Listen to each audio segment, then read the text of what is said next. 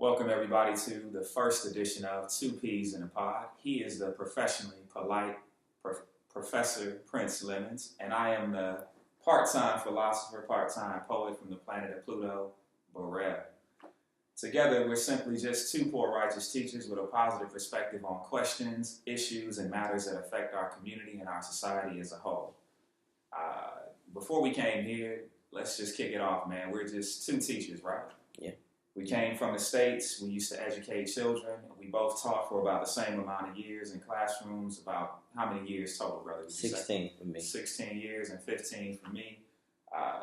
Educating kids in classrooms across America. And now we're overseas and abroad. We're living here in the Middle East. And we're choosing to utilize this platform that we have to teach some skills, educating, informing, and also empowering individuals to individuals bold enough to get up, get out, and get something or do something. In education, we often say you have to be the change that you want to see. So that's what we're here to do. Our plan is to bring you some engaging, stimulating, and informative topics on social, health, environmental, ethical, and current issues. We also plan on having a lot of fun, so you'll see us clowning around a little bit, but mainly we're going to be bringing you some really cool stuff too, like fashion, fitness, and financial well-being along the way. Our plan is to cover a multitude of issues and things in an orderly way. So, with that being said, brother, I'm going to go ahead and get started, man.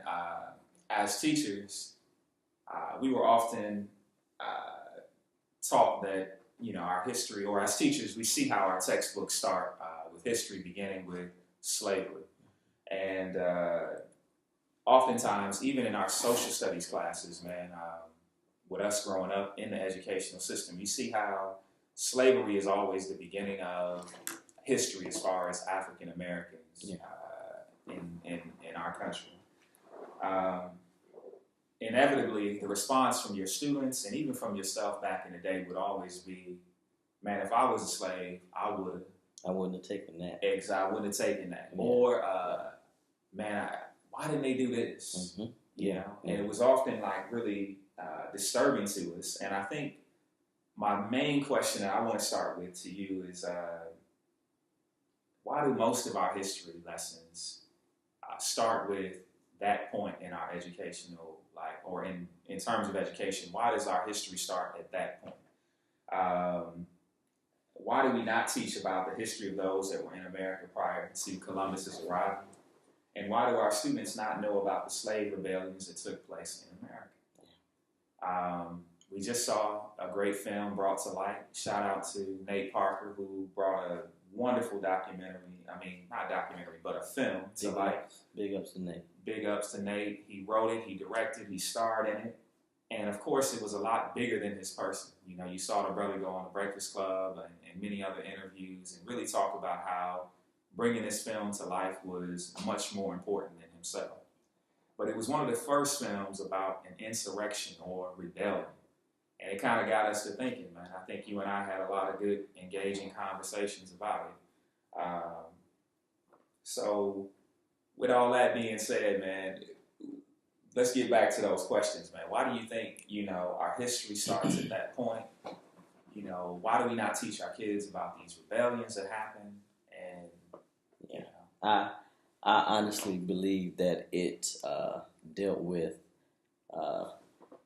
fear and insecurities when it came to white people in America, and it came to when it came to how they dealt with melanated people in America. They've seen all that we have accomplished before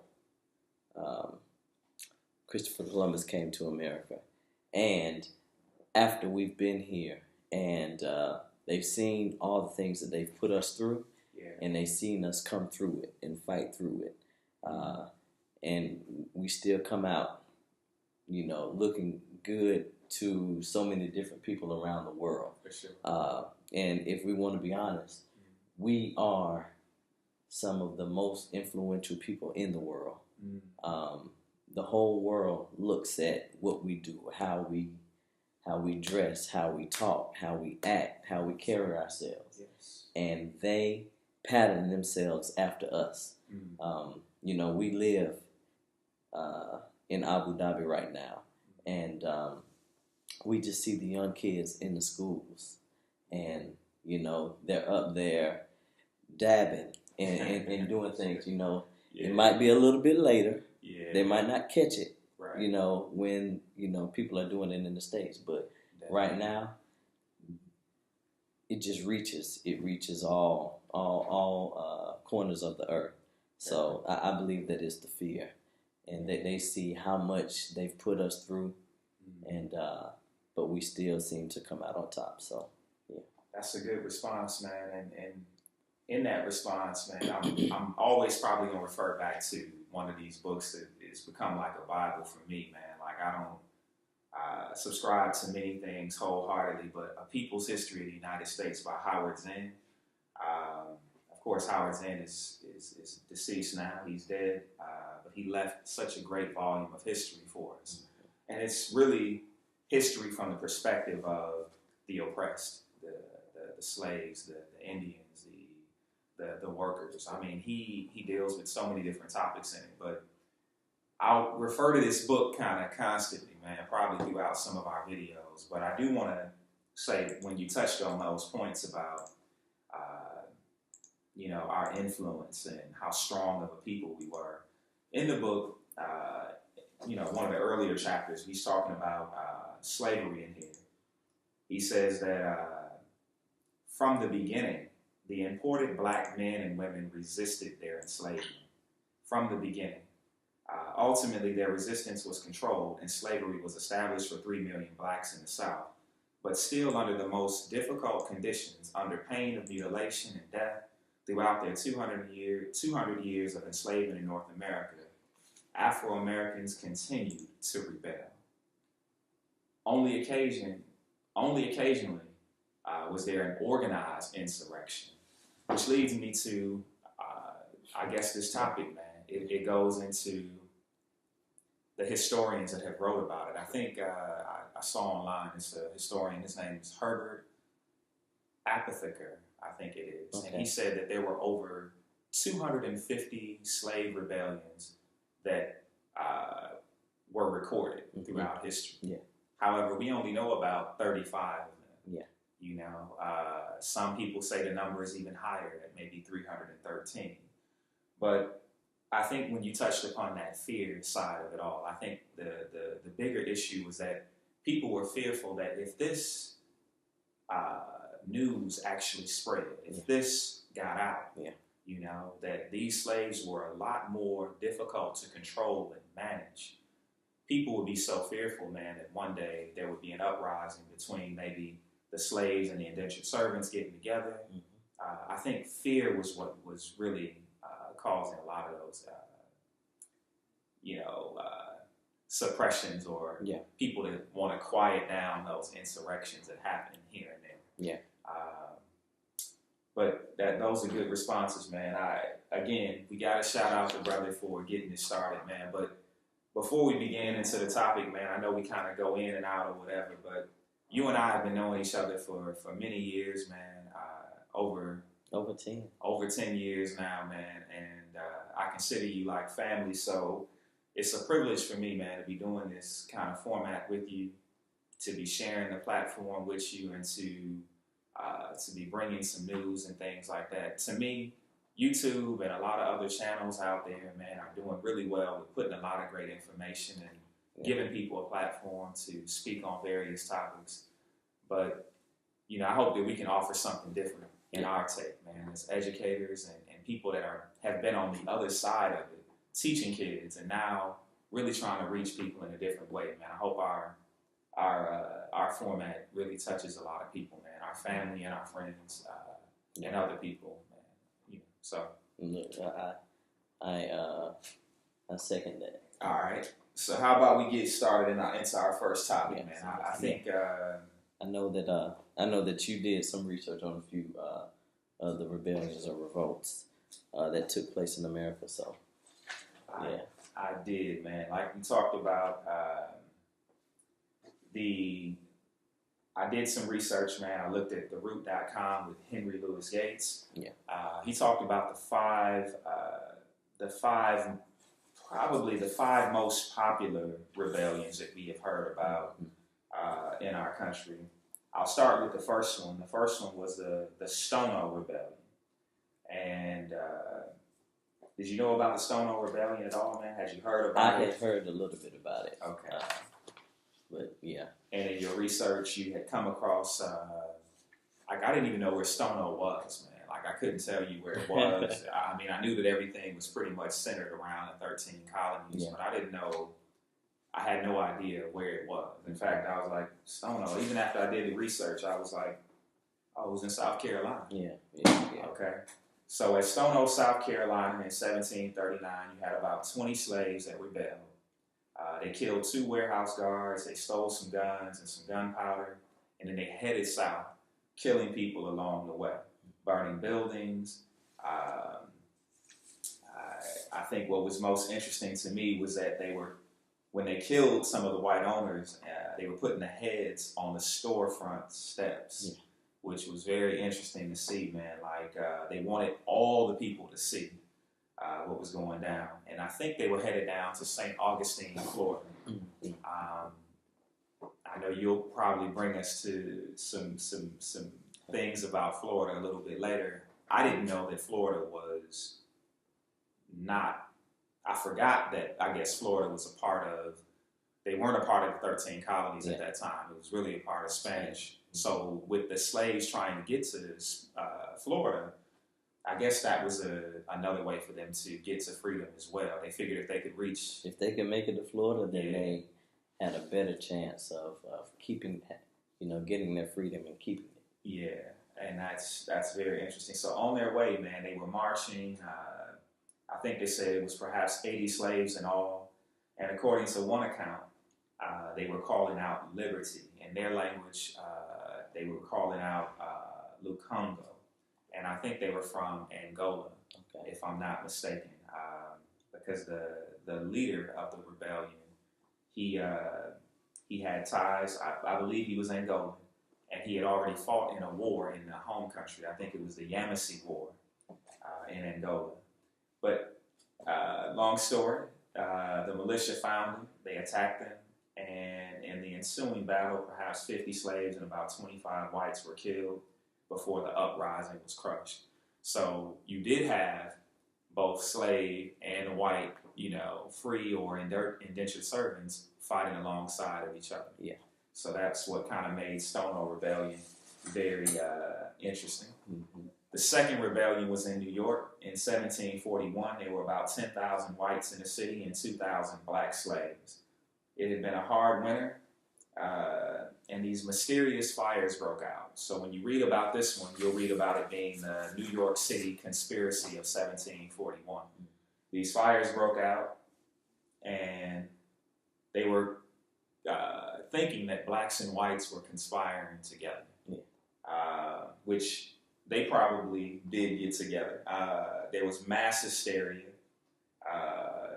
There was all kind of accusations, and you did have people that were informants, and you were forcing people to confess into things. So 1741 to today probably don't look too much different, in terms of how people were being forced into these confessions and things like that. But all in all, 2 white men, 2 white women were executed, 18 slaves were hanged, and 13 slaves were burned alive. I think they wanted to make an example of these people that were, trying to send a message to the city that they wanted their freedom. Yeah. The third rebellion was Gabriel Prosser, Gabriel, I believe his name was. He was one of the 5%ers who could actually read. 5% of the Southern slaves were actually literate. That's the report. But we don't know, man. I mean, the truth of the matter is it could have been 25%, but what was recorded was there was only 5%. Does that sound like a believable number to you, man? It might be. It could be, but I know that a lot of things that are written in books and information given out, yes, isn't true a lot of times. For sure. The only reason why I'm probably thinking, and I don't want to cut you off, brother, is because it would have been a lot more beneficial to keep slaves. Yes. Yeah. Without the knowledge, without the books, without reading, because once you start reading and you start understanding the law, you can start working your way around these particular things. So, but go ahead, brother. That kind of just a little bit gets me to the point where we have a quote from Napoleon. Yes. And the quote from Napoleon says that history is the version of past events that people have decided to agree upon. So with that, what you just said, most definitely, they agree upon it. Yes. And then they write what they want to write. Absolutely. So it could, I'm sure the numbers aren't what they are today. For sure. But we have, for sure, high numbers of literacy in the melanated community. For sure. But is it as low as what they wanted to make it seem like? Correct, because they can write it up and chop it up however they want, considering that, they are the people that are responsible for recording this history. It's their version. Yeah. It's their story. And going back to Birth of a Nation, where there was the little boy who could, Nate, when he was young. For sure. Yeah. He could read. And he could read before, probably anybody knew, because he saw the book on the chair. He took it and he knew how to read. It wasn't until later on. So I'm sure that in many other cases, maybe in his case, he could have taught someone else to read. Most definitely. It might have been 5% of the people who they wanted to admit knew how to read, or they were in a position to where they probably might have needed to be able to read a little bit. Definitely. So those are the only ones that they're going to count. I agree, and I'm totally with you, 100%. I'm glad you said that, but it's for sure. I think that if I'm learning to read, I'm a slave back then at that particular time. Why would I not pull in 3, 4, 5 and say, hey, listen, you gotta understand. Absolutely, everybody can't know this. Exactly, and we can't let everybody know about this. For sure. So, I understand. I understand. Yeah. And again, man, you touched upon the movie Birth of a Nation. Yeah. If we spoiled it for any of you guys, you should have already seen the movie at this point. It's your fault. Absolutely. All right. I mean, those ticket sales should have skyrocketed up, but go check the movie if you haven't seen it yet at this point. But getting back to the third rebellion, which was Prosser Gabriel, or Gabriel Prosser. Is that right, man? Which one is it? Is it Gabriel Prosser? Prosser Gabriel, I believe it is, right? Either one works for me. But I think it's Gabriel. I think it's Gabriel Prosser as well. All right. Gabriel Prosser, man, he found himself pretty inspired by the Haitian Revolution. He was a skilled blacksmith. According to history, it is Gabriel Prosser. According to history, he stood about 6 feet tall.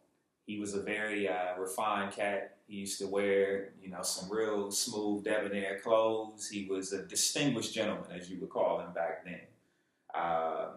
He could read, he could write, so it made him a very important guy in his community. His social standing was probably pretty high among the slaves.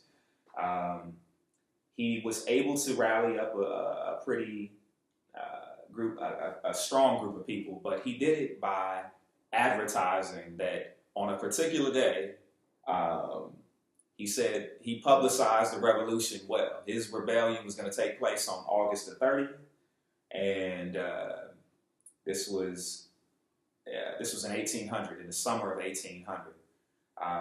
So he went around, the word spread to these different colonies, and people started rallying up.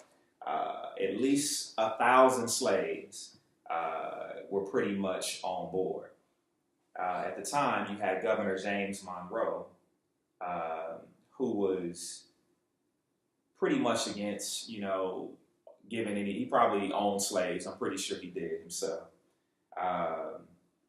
But Gabriel was his plan. Gabriel was to hold James Monroe hostage until the merchant class bent to the rebels' demands of equal rights for all. So he had a real good purpose. He had a real good point. However, on the day that his rebellion was supposed to take place, there were the worst thunderstorms ever that happened in the Virginia area. But he was undeterred. Gabriel still set out to do what he felt like he wanted to do, but he was betrayed by one of his people. One of his people by the name was a slave named Pharaoh, of all the names, okay? His name was Pharaoh. He feared retribution and if the plot failed. So he went, basically told the masters, and they were able to capture Gabriel and his co-conspirators, and all together they executed pretty much all of them and hung them. And that was how that rebellion, it was basically the rebellion that never happened, man. Yeah. So when you hear about Gabriel Prosser, and I think you come across his name probably a few times, but Gabriel Prosser, I don't know, man. I have to ask you another question again. All right. Publicizing and advertising, was that a mistake on his part? That he basically went ahead too soon, spreading the word and telling people, "Hey, listen, this is about to happen. It's going down." I understand that he wanted to have as much or as many people there to help him out, to assist him in in the revolt, in the revolt. Yeah. But can't include everybody. I just wonder what would have happened, man. Had it not been the thunderstorms, had they not happened, would the people have rallied up, or would the people have been like, you know what, man, I'm with you, but I think you're always gonna have some that are gonna be with you. Yes. And then you're gonna have some that are gonna back out in the end. For sure. We experience that in life all the time. Most definitely. Everyone will say, yeah. I'm going to participate. I'm going to do this. I'm with you. Yeah. But when it actually comes time to pony up, most definitely. When it comes to when the rubber meets the road, yes. You're not going to have as many as you originally thought. Most definitely. Because not everybody's going to be as vested in it as you are. Yeah. And that's understandable, man. So that was the third one. The fourth one was called the German Coast Uprising. And this happened about 40 miles north outside of New Orleans. You had a man by the name of Charles Deslandes. He was a mulatto slave driver. And he was on the Andrew Sugar Plantation in the German coast area of Louisiana. He took his inspiration also from the Haitian Revolution.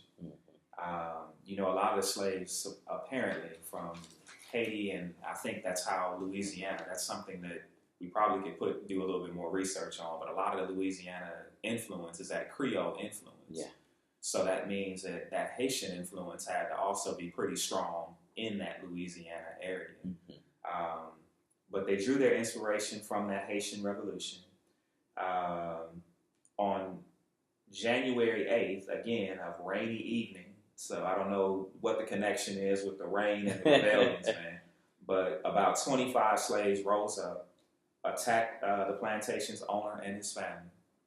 They hacked to death one of the owner's sons, but carelessly they decided to let the master escape. I don't know if they let him escape or he just happened to escape without them going after him first. But that was a mistake, obviously.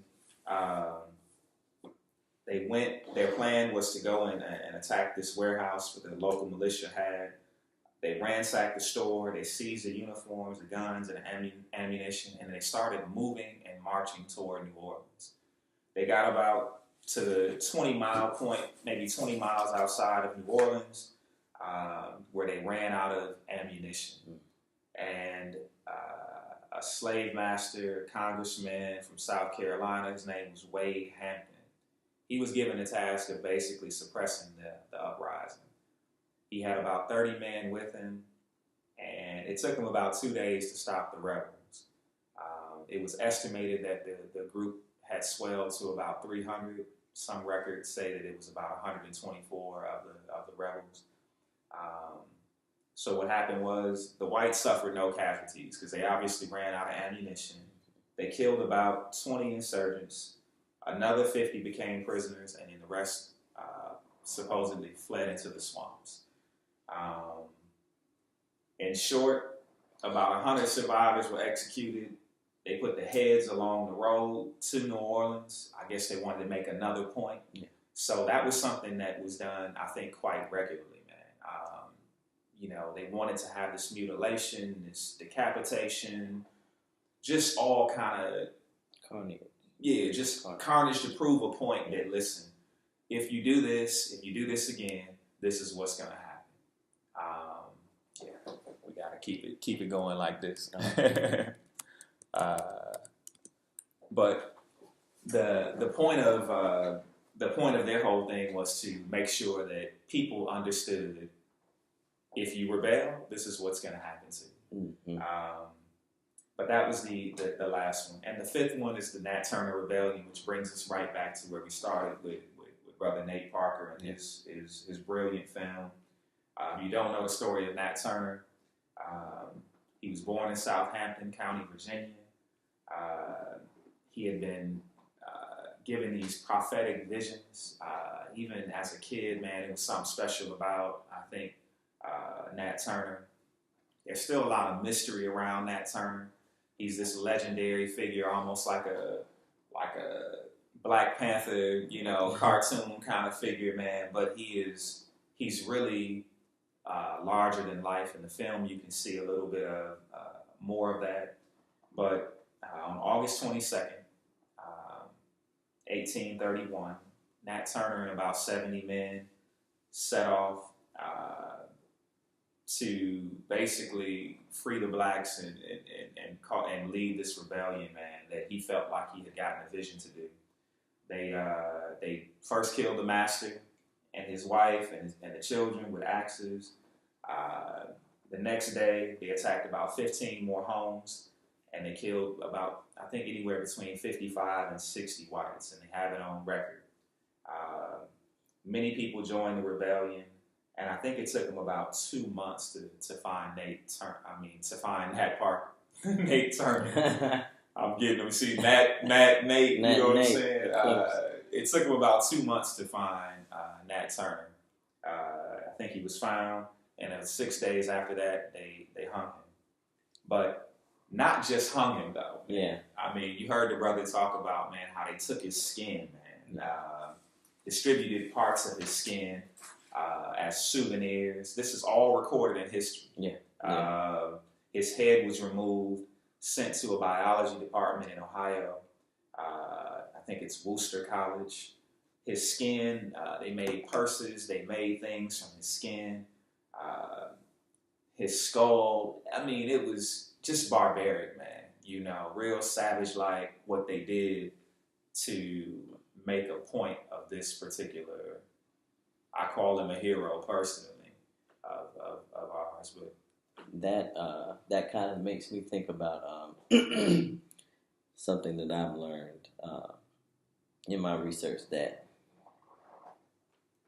in America, when people got into disagreements and fights and things like that, mm-hmm. all nationalities, all creeds and colors were hung mm-hmm. by powers that be and by everyone. Yeah. But when it came to melanated people mm-hmm. and their execution, when they were hung, it seemed like they would take it even further. They would castrate them. They would burn their bodies. They would always do more, and then they would put the person up on display, like it was a show. They would show up for hangings. It was a show, brother. It was an event. And with that, I'm going back to the book again. It says here, he's talking about the system of slavery. He said the system was psychological and physical at the same time. The slaves were taught discipline. They were impressed again and again, this idea of inferiority. And to accomplish this, there was the discipline of hard labor, of course, the breakup of the family, the lulling effects of religion, the creation of disunity among the slaves by separating them into the field slaves and the house slaves, and finally the power of the law and the immediate power of the overseer to invoke whipping, burning, mutilation, and death. Dismemberment was provided for in the Virginia Code of 1705. So they put this in law. Dismemberment was cool. You could, take limbs and sever, the Virginia Code. It's in there. Yeah, you know what I mean? If you don't know, go look it up. The Virginia Code of 1705. Maryland passed a law in 1723 providing for cutting off the ears of blacks who struck whites, and that for a certain serious crime, slaves could be hanged and the body quartered and exposed. So, I mean, we're talking about people, man, who they were so insistent upon keeping this system in place. They put laws in that said, hey, listen, we provide you something to do with this. Yeah. That makes me think about what he just said. That makes me think about the Virginia Act of 1682. Yeah. And with the Virginia Act of 1682, it says this right here. Act 1. It is enacted that all servants which shall be imported into the country, either by sea or by land, whether Negroes, Moors, that's Muslim North Africans, mulatto, or Indians, who and whose parentage and native countries are not Christian at the time of their first purchase by Christians, and all Indians which shall be sold by other neighboring Indians or any other trafficking with us for slaves are hereby adjourned, deemed, and taken to be slaves to all intents and purposes. Any law, usage, or custom to the contrary, notwithstanding. Now, what that means to me is, if you are black, melanated, Negro, whichever they want to say, you are Moor, which means that you were here in America before Christopher Columbus came, and you are considered native because anyone who was here before Christopher Columbus, Native Americans, Indians, or Moors who were here already, that includes you, the Moors.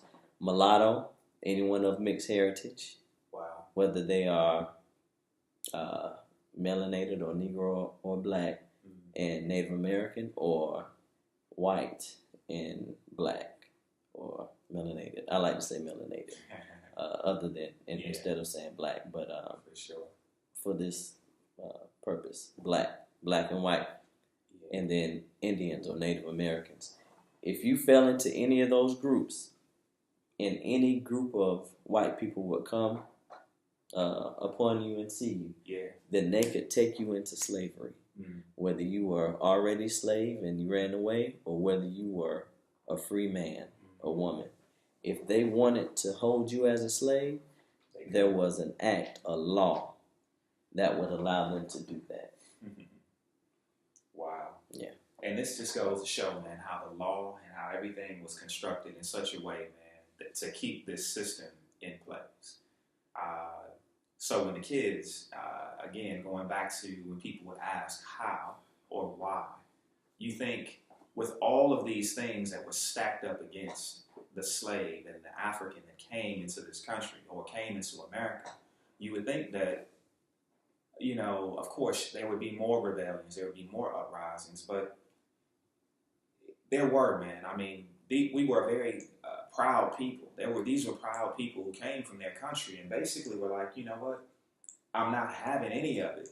However, when you have the law and these things that are in place to keep the system alive and well, it breaks the spirit, it breaks the will of the people that are fighting against it to the point where they cannot see themselves, free from it or from under that oppression and that tyranny. Go ahead, brother. I know we've been on the 5 rebellions, but you have some history. Well, there's one more thing. Okay. That goes into it. All right. And there was an official, a doctor. What's his name? Samuel A. Cartwright. Samuel A. Cartwright developed an actual disease called drapetomania. Okay, say that again. Drapetomania. Drapetomania. Okay, it sounds like a farce. Even when you say it, it doesn't sound like something that could be possibly legit. And the word came from Greek. Mm-hmm. Drapta, which means slave, and mania means madness or frenzy. Mm-hmm. So any slave that ran away was considered to have drapetomania. And they basically said, if you are a slave and you run away, you must be crazy, because you're supposed to want to be a slave. You're supposed to want to stay there and have someone control you. And if you are running away, then there must be something wrong with you. Mm-hmm. No sane person that is a slave should run away from the abuse that they are receiving. They should not run away. Very interesting. Yeah, so what they would do is, if they were considered to have had drapetomania, then they would be whipped. Lashes would be given out to them. For drapetomania. For drapetomania. To help cure this disease of drapetomania. Because it was a disease. It was a disease that needed to be fixed. Yes. If you felt like running away from. Yeah. So, I mean, if you're listening, for the people that follow, I mean, you got scientists or pseudoscientists or pseudo, these doctors and these people saying, you know what, we'll create a disease. Yes. We'll create a fanciful title and call it drapetomania. You got this guy. You got these prominent people that are in society. And then you got the law working against you. So you can imagine the people feeling powerless with all of this stuff that's been constructed to keep them down and keep the oppression alive. But yet they still lashed out. They had revolts. Yeah. They did not sit there and take it. Now, that kind of leads me into, I did some research as well, and the revolt, resurrection, that I found out about was the Second Seminole War. Mm-hmm. And you say, hold on, now.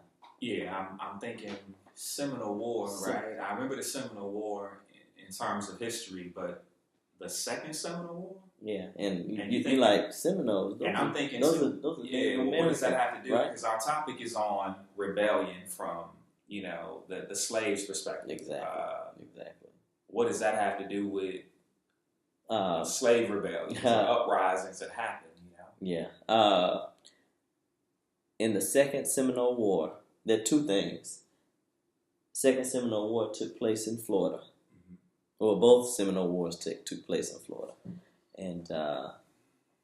And Florida was, like you stated earlier, Florida was a part of Spain. Spain owned Florida. The United States did not own Florida.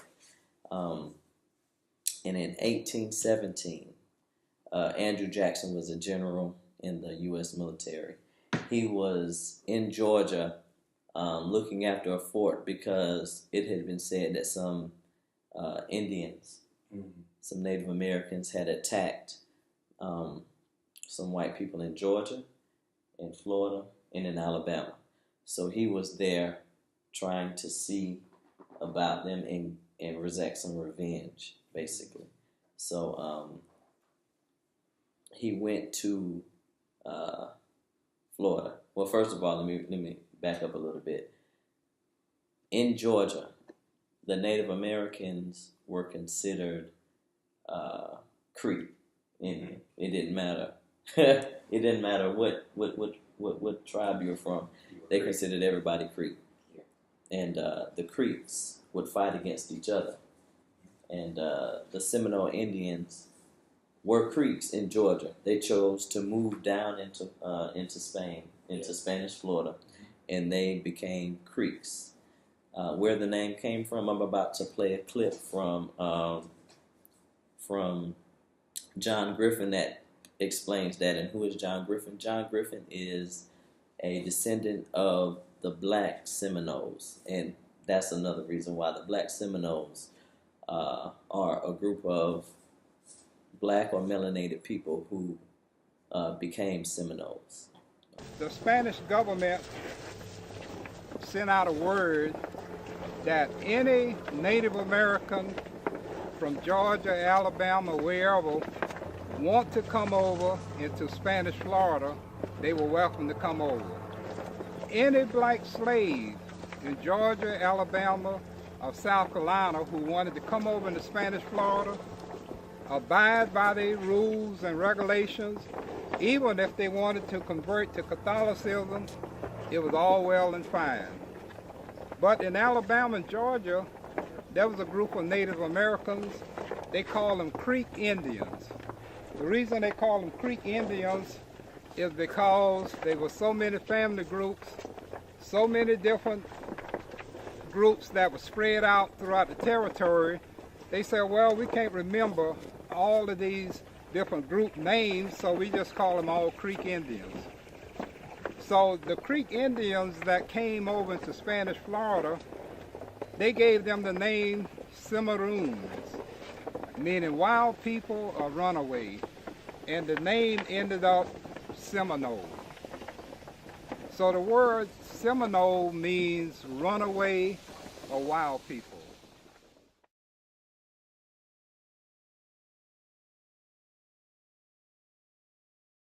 Wow. Wow. Seminole. Runaway or wild people. Yeah. So this wasn't even a term that they would have called they came up for themselves. Yeah. No. Which is interesting, man. I mean, we say Seminole Indians like it's the right. We think that that's what they want. But it's not. I think they accepted it, but no. Wild people. Okay. All right. Yeah. Go ahead. Okay. So from that, the Creeks. Let me stop you for one. The Creeks were occupying Georgia, Alabama, and what other part? I don't think Florida, but Georgia, Alabama. I think Mississippi. Some parts of Mississippi too. Okay. Yeah, okay. Okay. All right, okay. But Andrew Jackson wanted to exact revenge because he said that some Seminoles had killed some white people. So he went down and pushed his way into Pensacola, and he started executing the Seminole Indians. So they went from Pensacola, and then they moved back down into the Panhandle of Florida. And like I told you before, Spain was asking for any Native American or any slave, if you want to be free, come to Florida. You can come to Florida as long as you help defend Florida from the U.S. government. And they provided them weapons to fight. So they said, cool. You know, they got many slaves to run and to come to Florida. That became runaway slaves. So, and another reason why is because Andrew Jackson knew and understood that Spain was far away from Florida, and that the further away you are, the less control you'll be able to have over it. So he began to think about annexing North Florida. Okay. He wanted to try to take control of North Florida away from Spain. So that was another reason why he went down into Spanish Florida, which was illegal because it did not belong to the United States. Okay? And that caused the first Seminole War. Okay. Now, go ahead. Go ahead. No, I was just wondering what's the timeline for this? This was around 1819. 1819. Okay. Right. Is when that took place. Okay. Now, this next clip is something that kind of answers your question, and then I also came up with a similar question. My question was, why has America chosen to ignore and forget about telling the history of the American revolts of the slaves? It's hard to imagine that Hollywood hasn't jumped all over this. You would think it would be box office gold because it's part Spartacus and part Braveheart and part Amistad and part Glory with a little bit of Dances with Wolves thrown in. A story decades long of oppression and freedom fighting. I don't understand why there hasn't been more attention to John Horse and the Black Seminoles, but hopefully we can correct this.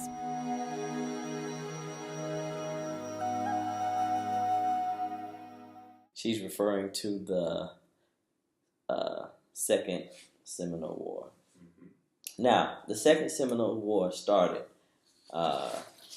because the Seminole Indians and the runaway slaves that had come to Florida, they had communities all around Florida.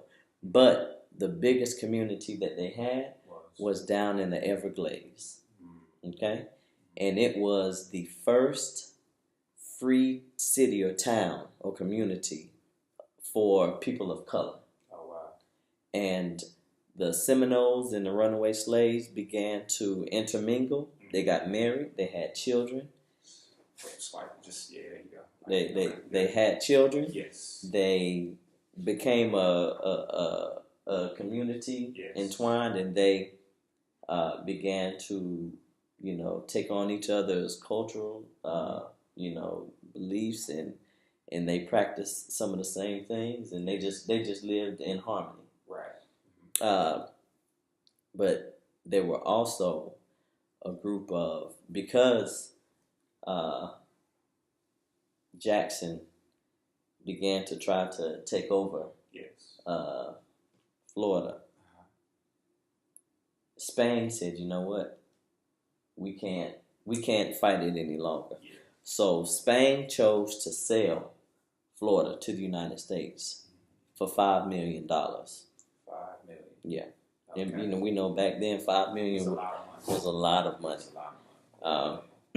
So Spain no longer controlled Florida. So in order to get people in order to influence some of the white people that lived in the 13 colonies to move to Florida, they made the land in Florida very cheap. The acreage was very cheap. You could buy an acre of land for $1.25. Wow. So when plantation owners heard that, they said, you know what? I have to take advantage of this. Mm-hmm. So plantation owners from Virginia and from Maryland chose to move their plantations down to Florida. Wow. Yeah. And they became sugar plantations. And at this time, too, I believe Jackson also became the governor of Florida. That's according to, in the United States, in the People's History, it says Jackson became the governor of the Florida Territory, and he was able now to give good business advice to friends and relatives. Mm-hmm. So it was that nepotism once again, coming into play. Him bringing his friends and saying, "Hey, come on down and do this." But Go ahead, bro. I can provide this land dirt cheap. Dirt cheap. Yeah. So, and those sugar plantations became highly profitable because we know that everybody wants and loves sugar. But the plantation owners that moved down, they said, "Uh-oh, I'm used to living around Negroes and Native Americans, but these over here are a little bit different. They're free people, and they have weapons. You remember they have the weapons from the first Seminole War, correct? So they began to get concerned about that and said, you know what, they have weapons and we know how we've treated them. Correct. We know how you all have treated them. Correct. So at any point in time, they can attack us. And they have the weaponry to attack us. So that became a very big concern. And then Andrew Jackson, after he was governor, he became the president of the United States. So then 1828, and he no longer had the desire to have any Native Americans and any black Seminoles, any Seminoles and any black Seminoles in Florida.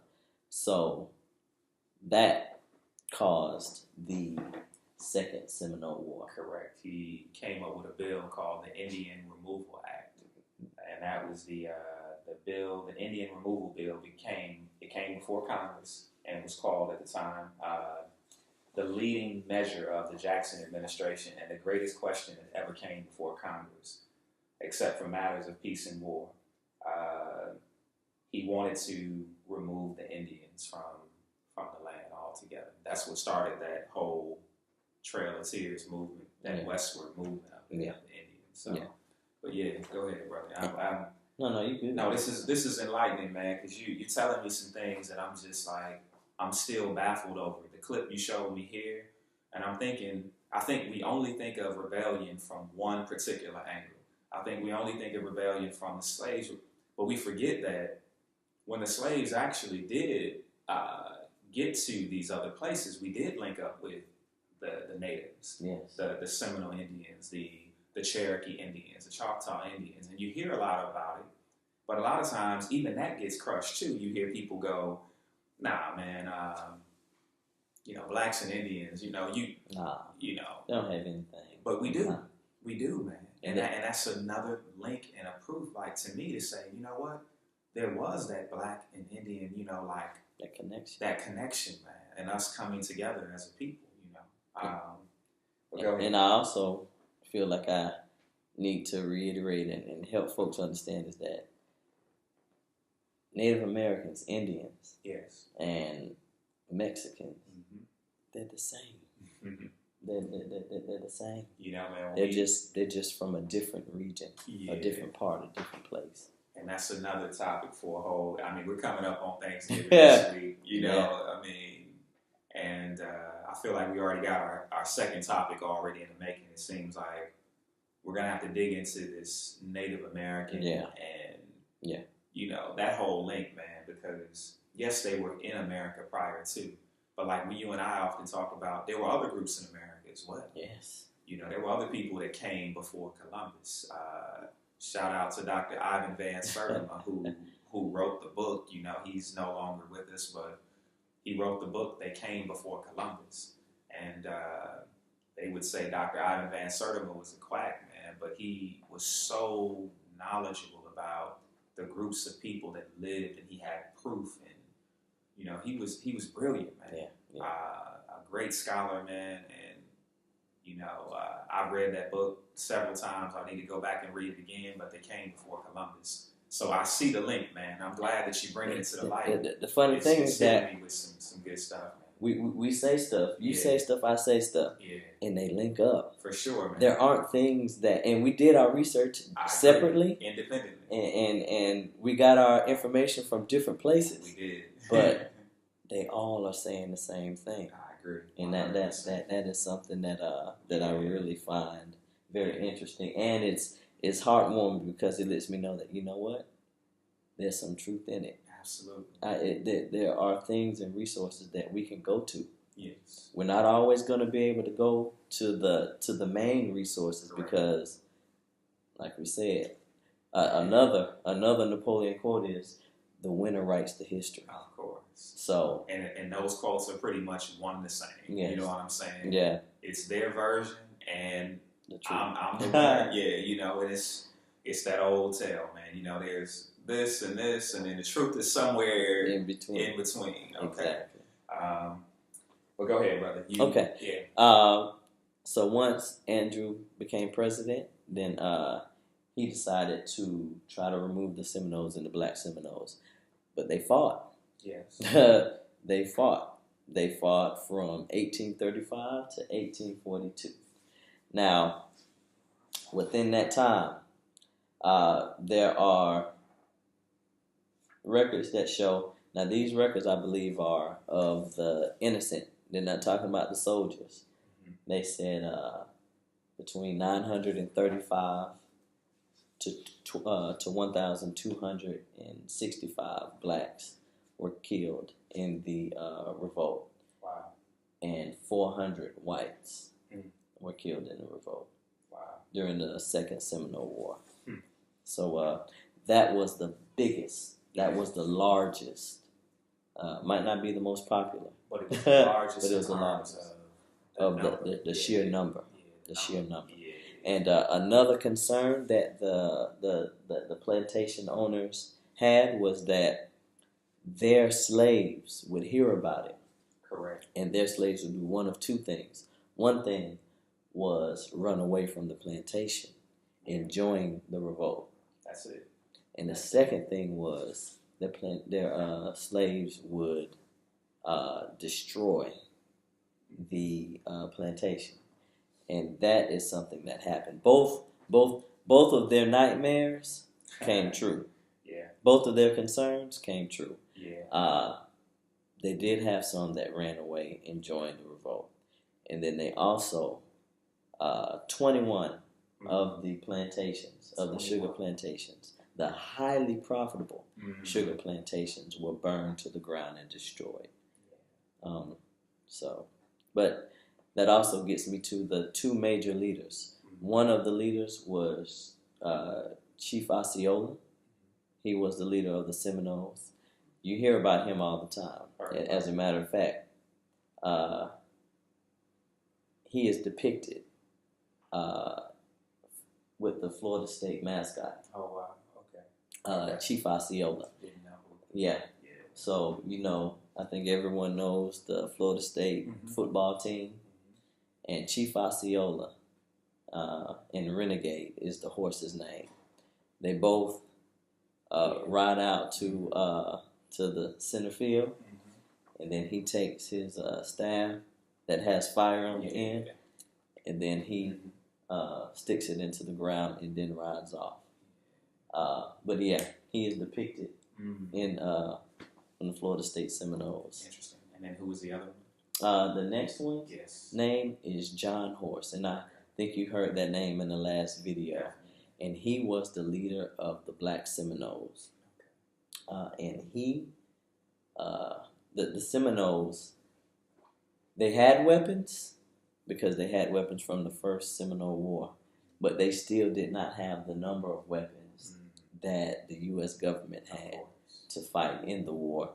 So Chief Osceola and Chief John Horse taught their soldiers, the fighters, what we would call guerrilla warfare. And, Lewis and I, Burrell and I, traveled to Vietnam during Christmas. And shout out to Vietnam. Yes, we really enjoyed it. Lovely, lovely country. Yes. And if you have not gone, people, don't be afraid. Travel. Yes. Travel. It's a new classroom. Get up, get out, and get something. Get up, get out, and get something. Go somewhere. Yes. See something new. And but it was the same deal when it was the U.S. government against the Vietnam, the Viet Congs is what they were. The Viet Cong. The Viet Congs, what they were called. Vietnam didn't have the weaponry. That it was their own. They were on their homeland, but they still did not have the weaponry that the U.S. government had. They did not. And they defeated the U.S. government with guerrilla warfare, which are tactics that are unusual. You know, they hid in the swamps, they hid in bushes and things like that, and then they were able to ambush the soldiers in both wars. Yeah. Vietnam, the Coochie Tunnel. Yes, the Coochie Tunnels. I mean, those tunnels that they were able to carve out, I mean, amazing. Amazing to see and hear about, man. I mean, it was interesting. But go ahead. So. But yeah, so. Yeah, good. Yeah. All right. Keep it going. Yeah. So, but yeah, they fought. Both sides fought. Both sides lost a large number of both sides had a large number of casualties. Yes. So the U.S. government and Chief Osceola was in prison and eventually died in prison from a sickness. Yes. But John Horse was not captured. So John Horse met with the U.S. government and they both decided on a peace treaty. Another treaty, and I read about so many of them in this book. Yeah. And it seems like every time there was a treaty, when I hear the word treaty, it seems like they would make a deal and then renege. Yes. Make a deal, renege. That's what treaty meant. It was like they would make some kind of deal, and then they would almost retreat and retract everything just to, you know what I'm saying? We'll give you this, we're going to appease you, and then we're going to take it back. We're going to take it back. Yeah. Exactly. So, go ahead. So, but in 1838, John Horse secured the only emancipation of rebellious slaves before the U.S. Civil War and had the largest mass exodus travel from Florida to Oklahoma. Wow. Okay, so he was able to get a treaty, emancipation, signed from the U.S. government that said, you know what? Yes, we in Florida are runaway slaves, and yes, we did kill. Yes. But we're willing to stop fighting and stop killing if you allow us to move to the Native American, the Indian territories that's over in Oklahoma, which is now Oklahoma. And the U.S. government signed it. And they left Florida. The many of the Seminole Indians left Florida. Some stayed, and chose to live in the and chose to stay in the Everglades. But I know just about all of the black Seminoles left. Yes. And they got to Oklahoma, and they were they continued to have to fight whites that wanted to try to enslave them, and also other Native Americans that I guess that had already settled there, and didn't want any newcomers there. So because they had to fight those two, and then the U.S. Attorney General Nathan Clifford in the U.S. government, they reneged on the treaty and said, you know what? I know we signed this and said that you all are free, but we don't have the right to grant you freedom because you all were slaves. So because of that, in 1848, they were able to stay there for 10 years, from 1838 to 1848.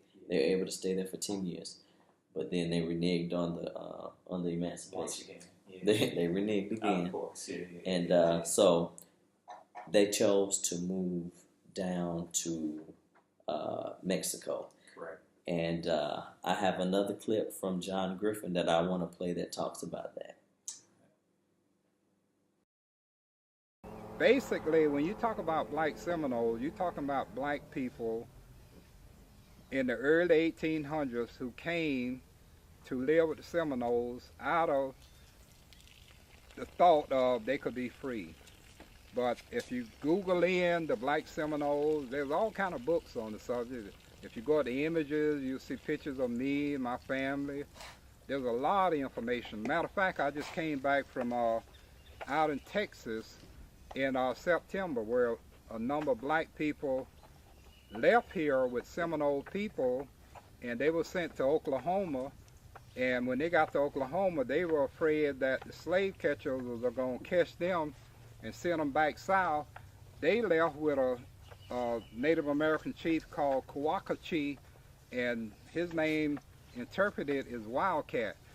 They left along with a black man named John Horace, who was the interpreter and war leader, and they went all the way into Mexico. They had gotten word that the Mexican government had abolished slavery, so they went all the way to Mexico.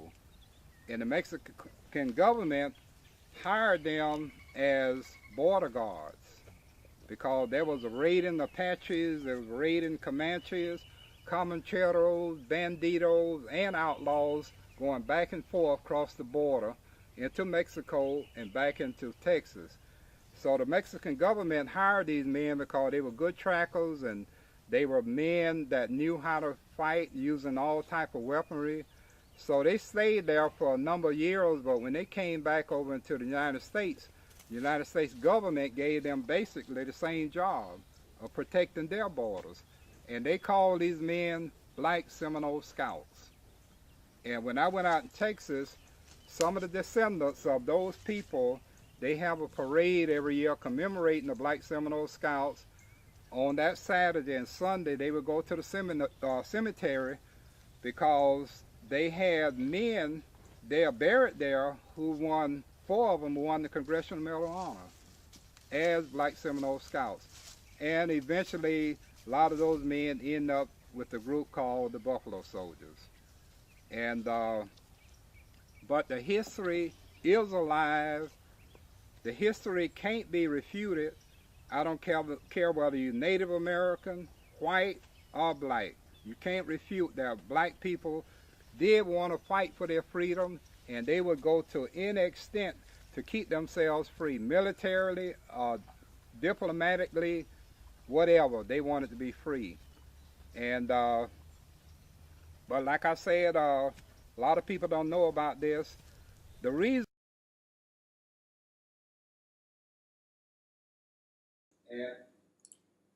that says a lot, man. That speaks volume. The beautiful part about listening to these guys, especially John Griffin, speak to this as a historian. A lot of the things that they didn't want to be kept have been kept. His oral, the traditions, the stories that have been passed down, the fact that there's still a group of people that still meet means that the history hasn't been taken or erased or wiped out. It's still there. Yeah. I'm looking here at the views here on YouTube, man. I mean, more people definitely should be tuning into this stuff, man. I mean, this is our history that if we are not careful, it will be lost. But 19,000, we need 100 million more. Yeah. To actually hear these stories, because people don't know about the link and the connection between the two. So, man, big up for finding this, bro. Like, I mean, we sit and chop it up all the time. You and I, we talk, man, about so many different topics and issues and things like that. But this is something so enlightening, man, and so positive. Like you said, here it is, you and I both went in 2 different areas in terms of our research, but yet we're still finding ourselves back on the same page. Yeah. And you said something about that peace treaty in 1838. I think that was the first detachment that set out to the Trail of Tears. Yeah. I think that was when they really wanted to push them west of the Yeah. Mississippi, and that was the official start to it. Exactly. And like you said, 10 years later, afterward, 1848, but this is after many people had died from sickness, from, Yes. you got the smallpox, the blankets, everything that they tried to do, but we forget that was a part of rebellion, and we were a part of that as well. Okay. So, like I said, I'm very thankful and grateful that you brought it, because, we often think about the slave rebellions and black and native is almost two separate entities. And I think that's how some powers that be would love for you to think of as two separate entities. Because if you start thinking of this is all this joint connected web of things, then you realize how much we all have in common. And there's nothing more, man. I think in the book it says the only fear that was greater than the fear of black rebellion in the new American colonies was the fear that discontented whites would join black slaves to overthrow the existing order. You imagine if those discontented natives, discontented whites, discontented slaves, discontented all the people that were discontented about, the existing order, the power that be, the powers that be. If they got together and said, you know what, man, let's rage against the machine. Yes. Let's rise up. It's time to wise up and rise up. Yes. Man, can you imagine what could have been done? Now I'm on my soapbox. I know we haven't gotten there, but continuing on, man. I know you were about to wrap. I just have one more thing to say is that and you heard John Griffith talk about it. Mexico had abolished slavery, and they the black Seminoles moved down to Mexico. Right. When they got to Mexico, they were able to secure land. And it's funny because in both of our research, we found two different things. We did. Mine goes more along with what John Griffin said, is that I found that they settled by Monterrey, which is close to the border of Mexico and the United States. Mm-hmm. But you found something else. I did. I found that you're talking about where they actually settled. They settled. It was down in something close to the coast. Yeah. I found them settling. Because now I'm on to a whole nother page here. But because you got me thinking, bro. Yeah. Okay then. You can. I'll come back to that. Go up. Yeah. What I will do is I will talk about some of the slave insurrection revolts. What do you call them? You call them rebellions. Yeah. All of that. Yeah. In Florida. I found some information from the distinguished former professor from the illustrious Fort Valley State University. Yeah, well, before we get into that, the brother always talks about the illustrious Fort Valley. We both went to HBCU. Shout out to the HBCU. Everybody that's been to one, haven't gone to one. Let's just say the HBCU experience is an experience. All right, it's the black experience, and I don't think either one of us have regrets for going to the schools that we chose. Not a bit. He chose Fort Valley State. Shame on him. The illustrious Fort Valley State. He always says the illustrious. And I say the very distinguished Atlanta University Center, which is all the conglomerate of all of the schools. You know them well. Let's shout them out. Morehouse, Spelman, Clark, and I will not forget about Morris Brown, Mo Better. Yeah, they came back. All right. Morris Brown. I went to Clark Atlanta University. They're all SIAC schools. Yes. They're all Southern Inter Athletic. Intercollegiate Athletic Conference. Right. And they're all schools. They're all very, very brilliant schools, man. I listen. I have no regrets for going, man. Again, shout out to Clark Atlanta University, man. I met some wonderful people on campus. I'm sure the brother did too at Fort Valley. He's got family ties and history to Fort Valley. Yes. And no disrespect to any HBCU, but he always says the illustrious. So every time he says it, I got to stop and pause. You have to understand. Bro, man. You have to understand and overstand. And the HBCU family, man. Everybody that's been to one, if you haven't been to one, look, shout out to popular movies like Drumline for showing us in a real good way. I think that inspired a lot of people to go. But way before drumline existed, you had school days. You had a different world. A different world. Yeah. Shout out to the Cosby. Yo, no matter what they say, my brother, listen. I also have to give a shout out to the Florida A&M University.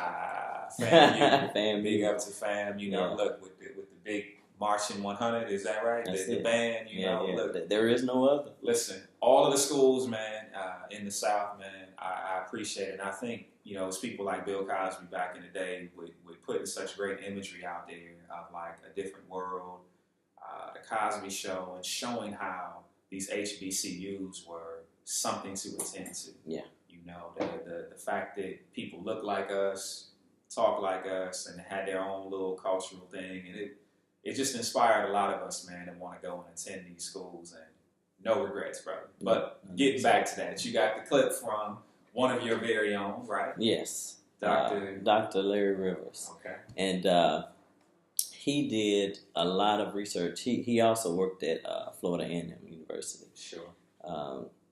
In the history department. He researched, did a lot of research on the slave revolts in Florida. And found out, well, I will play the clip. His book title is Rebels and Runaways, yes. Slave Resistance in the 19th Century. Yes. If you haven't, you know, I think it's another one of those books, man, you go pick up, because I'm pretty sure the brother is dropping some knowledge and history on exactly what we're talking about today.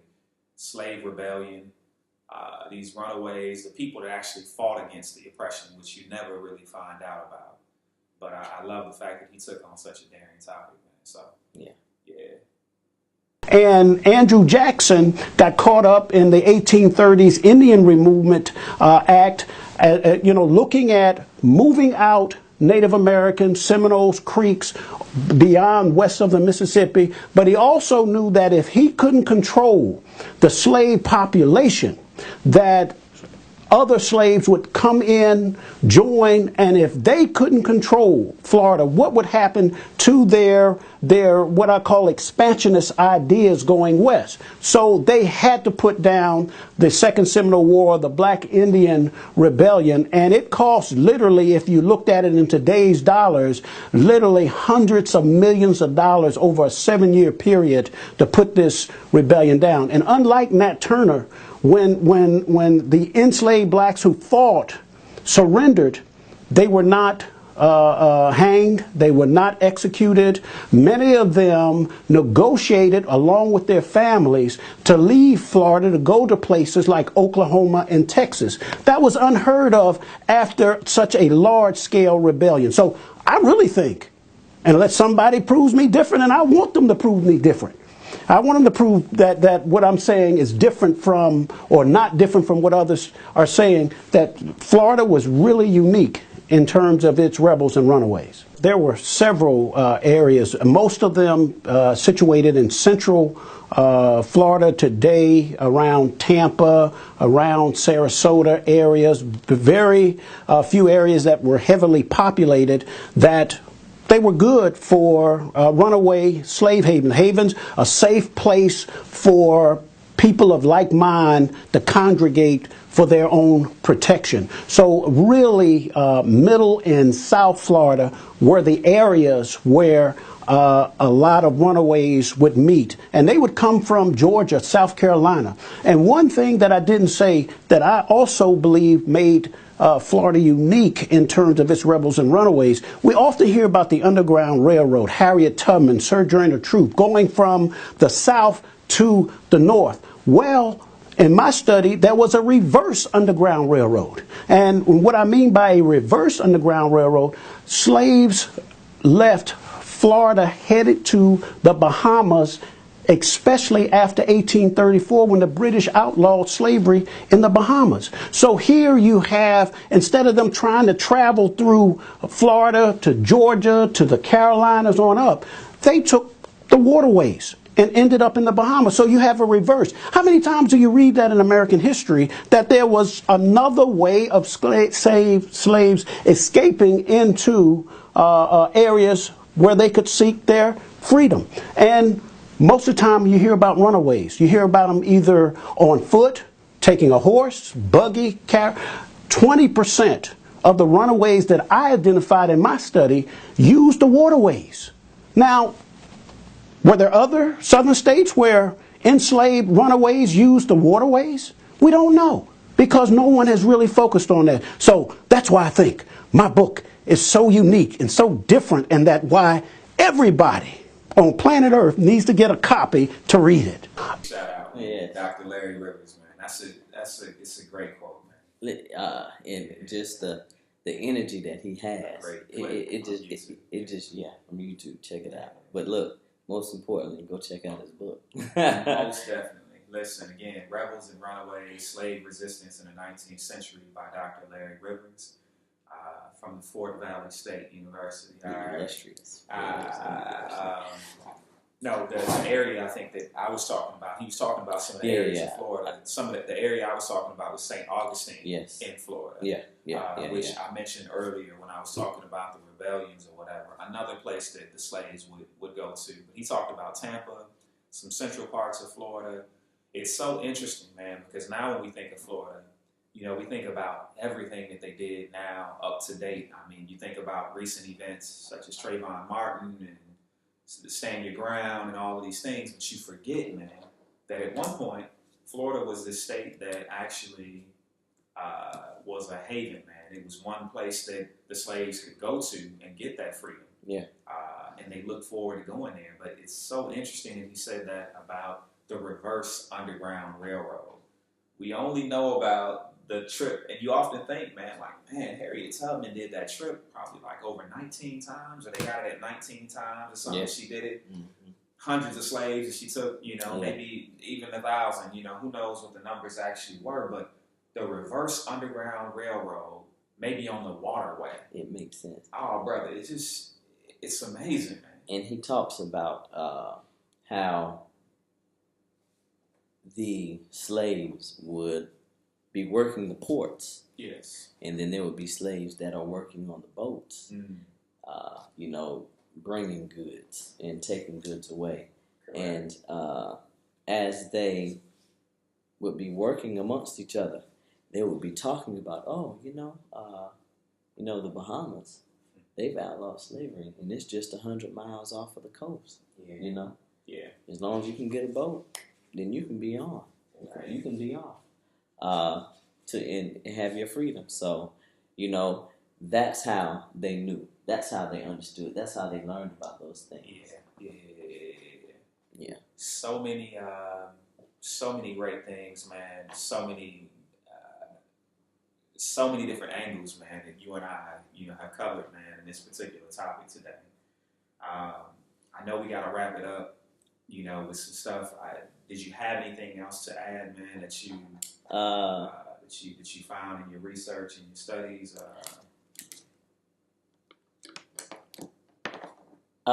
Just, I guess one other thing is that, and when it came to the slaves and when it came to running away, yes, many of them did run because they didn't want to sit there and take all of that abuse. But because they were playing the mind game of splitting up families, correct, and trying to have some try to break the spirit and also make them lose the connection with Africa, with family members and things like that.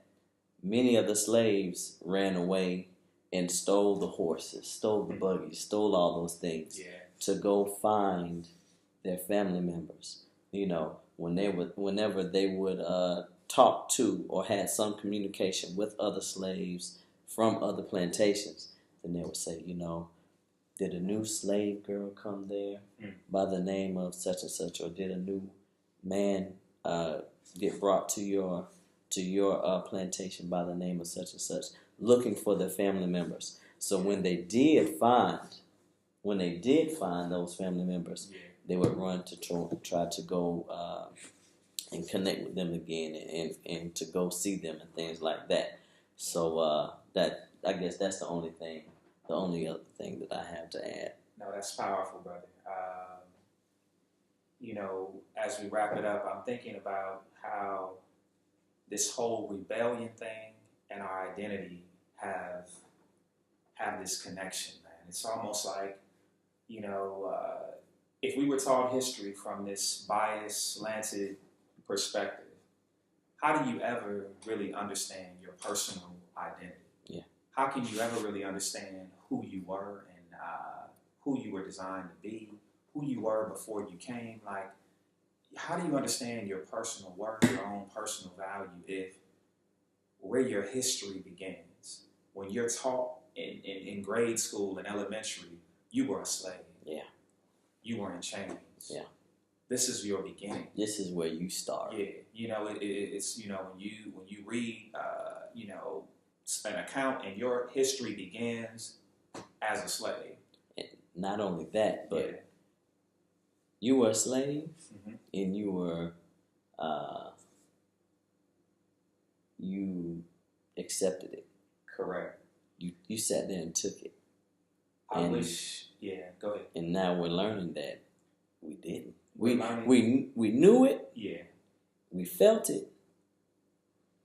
And now it's like we have facts to back it up to say, no, we didn't. We didn't just sit there and take it. No, we didn't. As we wrap it up, man, I just want to read a couple of things in the book. One thing was it kind of goes with what you were talking about with the Black and the Indian rebellion, how they were tied together. Here it says he's talking about how Blacks often ran away to Indian villages, and the Creeks and the Cherokees harbored runaway slaves by the hundreds. So these are actual facts, man, that can be proven, that have been documented in history. Many of these were amalgamated into Indian tribes. They married and they produced children. So when we think about it, a lot of times they go, oh, no. You only have certain small percentage of Indian blood. No. Married, produced children. The combination of harsh slave codes and bribes to the Indians helped put down Black rebels and keep things under control. However, we still escaped to those native territories. And I find it really interesting, man, that when you go on and you try to find the research on that connection, how a lot of times you just got to really dig really deep. And I mean, the ancestry reports and all of this stuff, man, is like, no. Separate, and I know that gets into a whole nother topic, but yeah. Go ahead. Listen. But that I'm gonna just say a quick something about that. I honestly don't believe that we can trust them. Yeah. It's because hard. We'll talk about it in another video. I just really don't feel like we can trust them. In another video, man. A lot of people have been doing a lot of the racial ancestry reports and genealogy things, and you and I have talked about it before. Again, it's another topic for another video. However, I'd like to hear from other people too, our family and friends, what you believe and things like that. Again, we're just, giving our opinion and our perspective on various things. We don't have the absolute truth or the monopoly on it. Nobody does.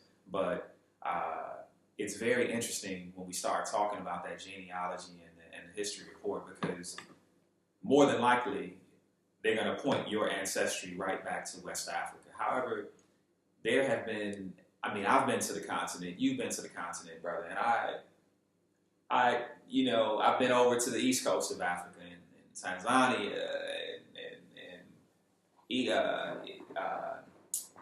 over in Ethiopia and Kenya, and I've seen it firsthand, bro, and even Mozambique. A lot of slaves that came from the coast of, Mozambique over there, all the way into Brazil. So, when you tell me what's not possible and you try to pinpoint all of us to West Africa, I think there's some interesting things with that as well. But we'll save it for another day. I will. I know we have a lot of things to cover, but on the topic of rebellion, where we are, I'll try to wrap it up with this. One of the other rebellions that people often talk about is Bacon's Rebellion. And if you don't know enough about Bacon's Rebellion, we're not really digging into historical rebellions. The Bacon's Rebellion was about him being frustrated over some Indian treaties and property and things like that. However, what made Bacon's Rebellion so fearsome for the rulers was that black slaves and white servants were joining forces. Again, the fear was that it threatened the establishment and the powers that be. And when black slaves and white slaves or white servants ran away together, they wanted to stop it. In fact, in 1698, South Carolina passed the deficiency law requiring plantation owners to have at least one white servant for every 6 male adult Negroes. You know, it was laws like this that were going on in the southern colonies. And then, of course, that Virginia Act of 1682. All of these things led to this race thing being established. And we'll get into this a little bit later when we talk about racism and other issues or whatever. It won't all be so heavy on historical things, but we want people to understand that we need you to know your history. This is what it's all about. It's not a black, it's not a white thing. It's not even, you know, it's really more so a class thing. It's more a color, it's a colorless thing that really they've made into a color thing because it's that the fear. If you really actually wake up and realize who you are and what you've been designed to do, and you realize that the other people that have been oppressed with you goes across color and all of that, you might actually join forces one day and rise up and rage against that machine, like I said earlier. So racism was a convenient thing, and we'll get into that a little bit later. It just became more and more practical as these rebellions and these groups of people started getting together. But we're nearing the end, bro. It's. I think we're about an hour and a half in. I don't want to go so heavy and so deep. I know our people, and I know we gotta get up out of here and save a little bit for the next time. But let's wrap it up with something fun, something enlightening, but yet, you know, a little fun, man. Let's get off the soapbox. We'll get back on that again. Soapbox section finished. Unless you have something, man, you want to add to it. Do you have a? No, I just say if you want to find out more information about John Horse, you can go to www.johnhorse.com and find out more about him. And you can also go to check out. I got a lot of my research and history from Dr. Henry Louis Gates. He has a section on PBS, and it's a section he has called theroot.com. You can also check out, again, A People's History of the United States. It's a thick volume of history from Howard Zinn. And again, man, the research is out there. If it doesn't add up, then you need to go back and do your math, okay? Yeah. Yeah. Just do your math, all right? We're teachers, and I always say, go and research it for yourself. You know, I tell my students that all the time. I tell you anything, go look it up for yourself. And that's what we want to encourage you guys to do today. Hope you've enjoyed this first edition of 2 Peas in a Pod. Soon enough, I'm going to be giving you a little bit of poetry. Probably at the end of the segment, but I think today, man, we wanted to get it started with something really, really powerful. Yeah. Hit it strong. I'm happy to be doing this, man. I got my brother, the professor, son of the professor, Prince Lemons, and again, the poet here. We just want to sign out, man, give you guys peace and blessings. Tell you to, look, do your homework, do your math, do your research. And again, this program, this 2 Peas in a Pod, is really about information, education, and empowerment. Yeah. All right, empowerment. Of course, we're going to entertain you with a lot of other stuff, man. We hope to be bringing you guys some cool stuff along the way as well. But on a side note, before we get out, man, have you heard the Tribe Called Quest album, man? I've been asking you, go and listen to it, check it out. I've checked out a couple of tracks. Checked out a couple of tracks. It's the old tribe, and that's good. That's a good thing. They're not trying to be anybody else. Nah, me and you come from a different time period, man. We both look class of '95. That's what we have That's in it. common. That's right. Some old school seasoned vets. We came up in a different era for hip hop, Yeah. music, and fashion, and all of that stuff, man. But Tribe Called Quest was real big for us. Yeah, man.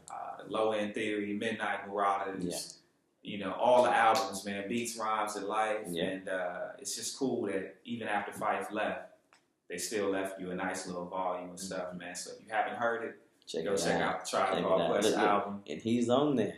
Fife is on it. He is on quite a few tracks. Others, they got some other cats, you know, 3 Stacks is on there, Busta Rhymes.